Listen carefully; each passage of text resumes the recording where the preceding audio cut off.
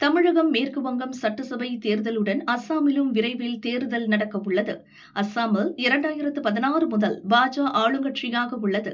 தற்போது பாஜவை சேர்ந்த ஹிமந்த பிஸ்வ சர்மா முதல்வராக உள்ளார். இம்முறை சட்டசபை தேர்தலில் பாஜவை வீழ்த்தி எப்படியும் ஆட்சி அதிகாரத்தை கைப்பற்ற வேண்டும் என்ற முனைப்புடன் காங்கிரஸ் தலைவர்கள் களமிறங்கியுள்ளனர்.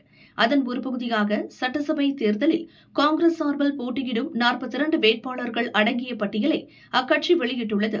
மொத்தம் 126 தொகுதிகள் உள்ள நிலையில் வரும் நாட்களில் அடுத்தடுத்த பட்டியல் வெளியாகும் என எதிர்பார்க்கப்படுகிறது.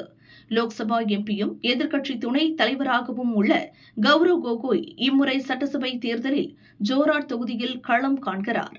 அவரைப் போல் காங்கிரஸைச் சேர்ந்த மேலும் பல முக்கிய தலைவர்களின் பெயர்களும் வேட்பாளர் பட்டியலில் இடம்பெற்றுள்ளது.